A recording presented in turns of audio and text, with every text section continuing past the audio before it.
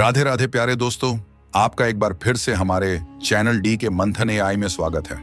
प्यारे दोस्तों, भाग 1 में आपने देखा कि राजा विक्रम सिंह जंगल में शिकार पर गए थे, जहां पर उनकी भेंट युवती नारंगी से हुई, जिसने एक खूंखार शेर से राजा की जान बचाई और मांग लिए 3 वचन। वही जंगल में ही दोनों की शादी हुई और नारंगी रानी महल आई, जहां पहले से ही मौजूद थी राजा विक्रम सिंह की 2 रानियां, रानी रत्नावती और रानी माधवी। नारंगी रानी के महल आने से महल की हवाओं में एक अनदेखा डर घुलने लगा। और फिर आई वो रात जब नारंगी रानी ने देखा कि रानी माधवी चोरी छुपे रात के अंधेरे में किसी आदमी से मिलती है। इसी सोच में डूबी रानी नारंगी को उस पूरी रात नींद ही नहीं आती है। और अब आगे शुरू होगा वो खेल जिसमें हर सच एक तबाही की दस्तक होगा। तो प्यारे दोस्तों, अगर आपने इसका पहला भाग अभी तक नहीं देखा है तो पहले उसे जरूर देखिए, जिसका लिंक हमने नीचे डिस्क्रिप्शन में दे रखा है, जिससे आप कहानी का पूरा लाभ ले सकेंगे। तो दोस्तों, अब कहानी में आगे बढ़ते हैं। प्यारे दोस्तों, मन ही मन ये सोचते हुए नारंगी रानी को कब नींद आ गई पता ही नहीं चला। जब अगली सुबह नारंगी रानी की आंखें खुली, तब भी वही बातें उनके मन में घूम रही थीं। अब नारंगी रानी ने तय किया कि आज तो महाराज से पूछ के रहेगी कि उन्हें राजमाता और बड़े महाराज की मृत्यु के बारे में कितना पता है। प्यारे दोस्तों, इसी सोच के साथ नारंगी रानी राजा के पास गई और बोली, महाराज, क्या मैं आपसे एक बात पूछ सकती हूं? राजा विक्रम सिंह बोले, पूछिए नारंगी रानी। अब नारंगी रानी बोली, महाराज, पिताजी महाराज की मृत्यु कैसे हुई थी? प्यारे दोस्तों, पिताजी महाराज का नाम सुनते ही राजा का चेहरा उदासी से भर गया।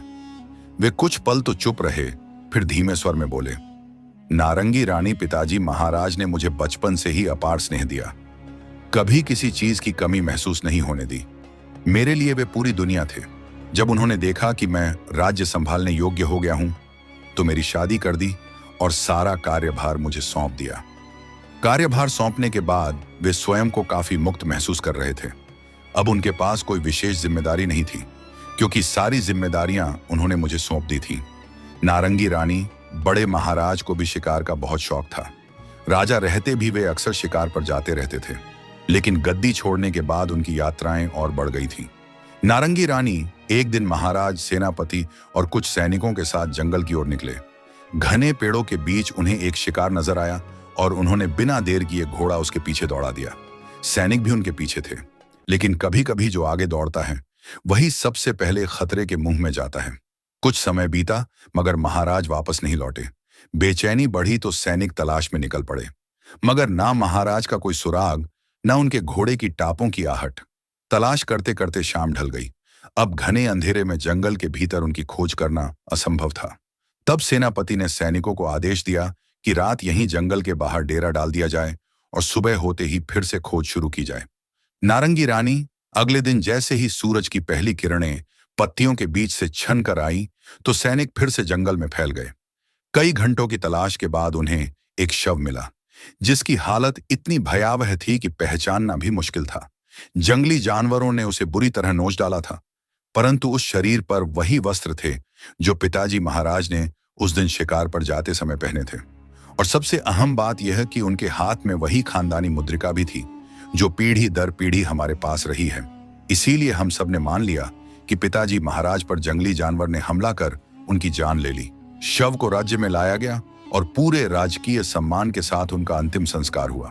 मैं पूरी तरह टूट गया था। ऐसा लगता था जैसे मेरे सिर से आसमान ही छिन गया हो और राज्य के किसी भी कार्य में मेरा मन ही नहीं लगता था। नारंगी रानी, कुछ दिन बाद राजमाता ने मुझे अपने पास बुलाया। उनकी आंखों में दुख था, मगर आवाज में मजबूती थी। वो कहने लगी, पुत्र, आप राजा हैं। राजा के कंधों पर पूरे राज्य का भार होता है। यदि आप हर समय दुख में डूबे रहेंगे तो प्रजा का क्या होगा और हमारा क्या होगा? जिस तरह तुमने अपने पिता को खोया है, उसी तरह मैंने भी तो अपना पति, अपना सुहाग खोया है। हम भी तो अकेले हो गए हैं। अब हमारी भी उम्र हो चली है। हमारी जिम्मेदारी भी अब तुम पर है। नारंगी रानी राजमाता की बातें सुन हमने भी सोचा कि जब तक पिताजी महाराज थे हमें कोई चिंता नहीं थी, लेकिन अब जब वे नहीं रहे तो हमारा प्रथम दायित्व हमारी प्रजा है और हमें सभी दुखों को सहन करते हुए प्रजा को खुशहाल रखना है। प्यारे दोस्तों, बड़े महाराज की मृत्यु का किस्सा सुनाकर राजा विक्रम सिंह कुछ पल के लिए शांत हो गए, जैसे कमरे में सन्नाटा छा गया हो। तभी थोड़ी देर बाद नारंगी रानी ने फिर पूछा, महाराज, माताजी की मृत्यु कैसे हुई थी? विक्रम सिंह ने गहरी सांस ली और कहा, राजमाता अत्यंत धर्मपरायण थी। प्रतिदिन राज्य के मंदिर में पूजा करने जाती और वहां से लौटकर राजमहल के मंदिर में भी पूजा करती थी। एक दिन न जाने कैसे मंदिर में भयानक आग लग गई। लपटें इतनी तेज थीं कि बुझाने में काफी समय लगा, लेकिन तब तक मंदिर के पुजारी, राजमाता और उनके साथ जाने वाली दासी तीनों आग में भस्म हो चुके थे। नारंगी रानी, अजीब बात यह थी कि पुजारी और राजमाता का शव तो मिल गया, मगर उस दासी का ना तो शव मिला और न ही फिर वह कभी जिंदा दिखाई दी। प्यारे दोस्तों, तभी नारंगी रानी ने तुरंत पूछा कि महाराज, आपको कैसे यकीन हुआ कि वह शव राजमाता का ही था? तभी राजा ने गंभीर स्वर में उत्तर दिया, नारंगी रानी, यह कैसी बात कर रही हो? क्या हम अपनी मां को नहीं पहचानेंगे? उनके जले हुए शव पर भी वही वस्त्र थे जो उस दिन उन्होंने पहने थे, और उनके हाथ में भी खानदानी मुद्रिका थी। प्यारे दोस्तों, नारंगी रानी का मन अब और उत्सुक हुआ। उन्होंने एक और सवाल किया कि जब आग लगी तब क्या मंदिर में कोई और नहीं था? राज्य के लोग भी तो वहां जाते होंगे। तभी राजा ने समझाया, नहीं महारानी, वह मंदिर सिर्फ राजघराने के लिए ही था, किसी और को वहां प्रवेश की अनुमति नहीं थी। राजा गहरी सांस लेकर वापस बोले, नारंगी रानी, पिताजी के जाने के बाद मां ही हमारा एक सहारा थी, लेकिन जब मां भी चली गई तो लगा यह जीवन जैसे अर्थहीन हो गया है। हम तो व्याकुल हो गए थे। तब उनकी कहीं एक बात याद आई कि राजा का जीवन उसके लिए नहीं, उसकी प्रजा के लिए होता है। अगर राजा हर समय शोक में डूबा रहेगा तो प्रजा का क्या होगा? राजमाता की यह बात मेरे मन में अटक गई और मैंने खुद को समझाकर फिर से राजकाज में मन लगाया। लेकिन छोटी रानी, सच तो यह है कि पिताजी महाराज और राजमाता दोनों के जाने के बाद मैं इस संसार में अब अकेला पड़ गया हूं। प्यारे दोस्तों, तभी नारंगी रानी ने दृढ़ स्वर में उत्तर दिया, महाराज, आपने ठीक कहा। एक राजा के लिए उसका राज्य और उसकी प्रजा ही सबसे पहले होती है। लेकिन क्या आपको याद है, आपने मुझे भी एक वचन दिया था, नारंगियों का बगीचा लगवाने का। अब तो मुझे यहां आए काफी समय हो गया है, शायद बगीचा तैयार हो गया होगा। तभी राजा थोड़ा मुस्कुराए और बोले, हाँ छोटी रानी, हमें याद है। इसके लिए हमने विशेष बीज मंगवाए थे। प्यारे दोस्तों, तभी राजा ने कहा कि नारंगी रानी, बातों बातों में मैं तो आपको बताना ही भूल गया कि आज राजकुमार रविंद्र सिंह गुरुकुल की शिक्षा पूर्ण कर महल लौट रहे हैं। वे मेरे ज्येष्ठ पुत्र हैं। बड़ी रानी रत्नावती के बेटे और आपके भी बड़े पुत्र हुए। तभी नारंगी रानी ने सहज भाव से पूछा, और मझली रानी माधवी रानी की संतान? तभी राजा बोले, माधवी और मेरा भी एक पुत्र है, राजकुमार श्रवण सिंह। वह भी गुरुकुल में ही है, लेकिन उनकी शिक्षा पूरी होने में अभी 3 वर्ष बाकी हैं। फिर राजा ने कहा, छोटी रानी, आप भी राजकुमार रविंद्र सिंह के स्वागत की तैयारी कीजिए। आप भी उनकी छोटी मां हैं। प्यारे दोस्तों, राजा से आज्ञा लेकर नारंगी रानी दोनों बड़ी रानियों के पास पहुंची। वहां पर पहुंचते ही नारंगी रानी से चारों ओर नजर घुमाई, पर वहां रानी रत्नावती तो थी, मगर माधवी रानी कहीं नजर नहीं आ रही थी।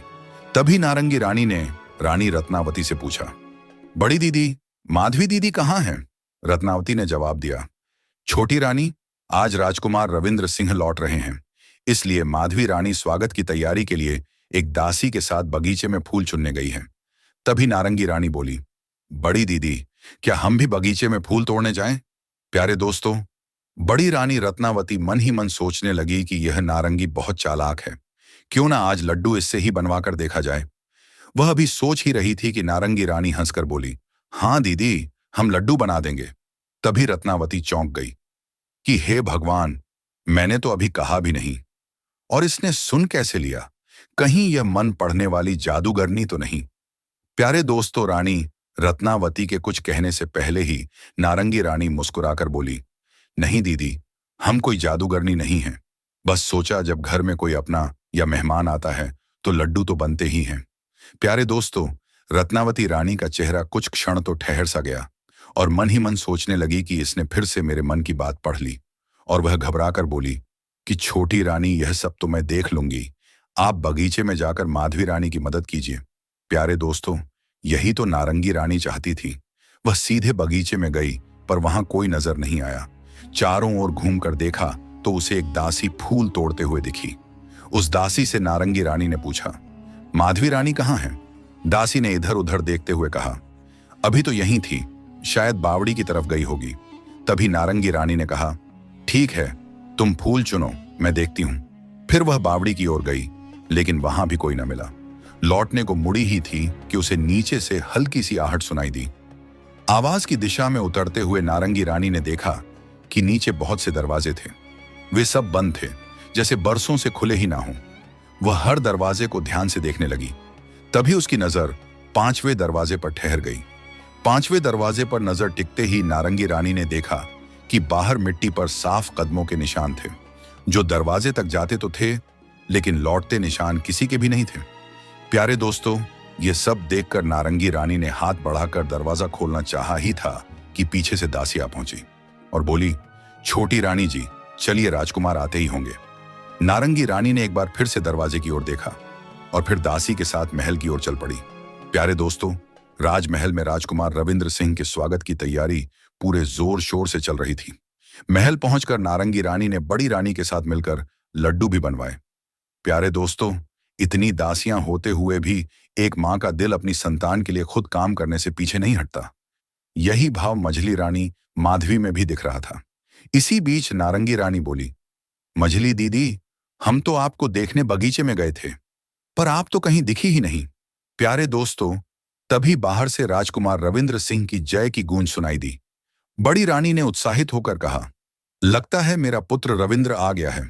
नारंगी रानी ने भी हामी भरी, हाँ बड़ी दीदी, जय जयकार हो रही है। उसी वक्त एक दासी फूलों की टोकरी लेकर आई। प्यारे दोस्तों, नारंगी रानी ने उसे पहले कभी महल में नहीं देखा था।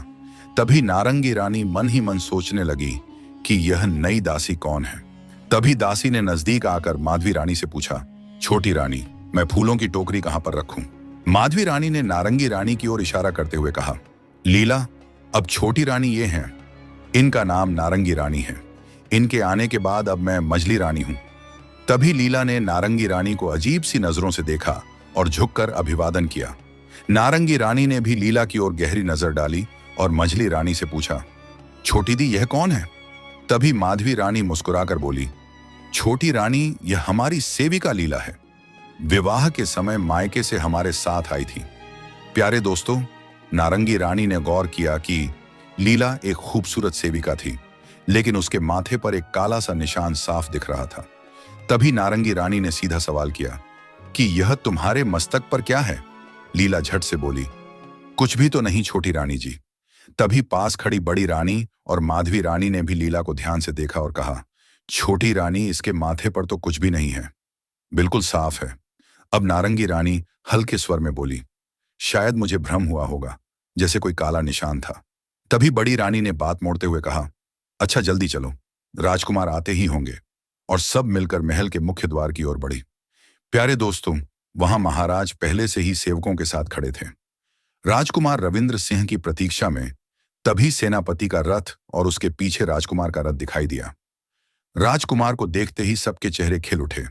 तभी राजकुमार रथ से उतरकर महाराज के चरण स्पर्श करते हुए बोले, पिताश्री प्रणाम। राजा ने आशीर्वाद देते हुए कहा, खुश रहो पुत्र, दीर्घायु हो, यश और बल प्राप्त करो। फिर उन्होंने बेटे को गले से लगा लिया।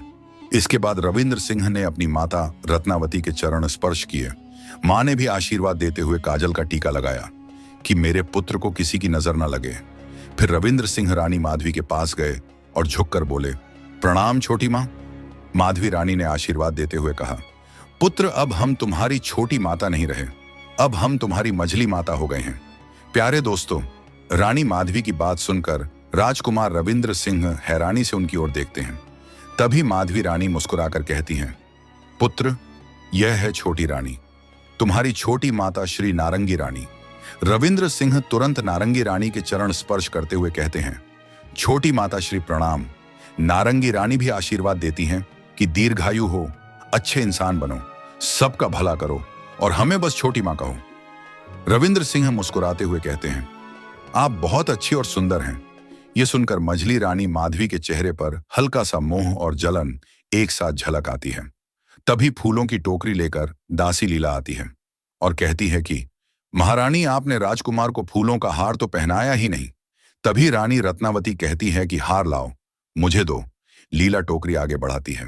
रानी रत्नावती जैसे ही हार उठाती है, अचानक टोकरी से एक काला नाग फिसलकर राजकुमार के पैरों के पास गिरता है। नाग फन फैलाकर डसने ही वाला होता है कि उस पर नारंगी रानी की नजर पड़ती है। वह बिना एक पल गवाए नाग को हाथों से पकड़कर दूर फेंक देती है। तभी वहां खड़े सभी लोग सन्न रह जाते हैं और इसे अशुभ संकेत मानकर घबराहट फैल जाती है। रानी रत्नावती की आंखें भर आती हैं और वह नारंगी रानी के सामने हाथ जोड़ती हैं और कहती है कि छोटी रानी, आप सचमुच देवी हैं। आज आपने अपनी जान की परवाह किए बिना हमारे पुत्र की रक्षा की। यह उपकार हम कभी नहीं भूलेंगे। प्यारे दोस्तों, नारंगी रानी धीरे से मुस्कुराती है और कहती है कि दीदी, हम भी तो राजकुमार की मां हैं। यह कोई उपकार नहीं है, बस मां होने का फर्ज है।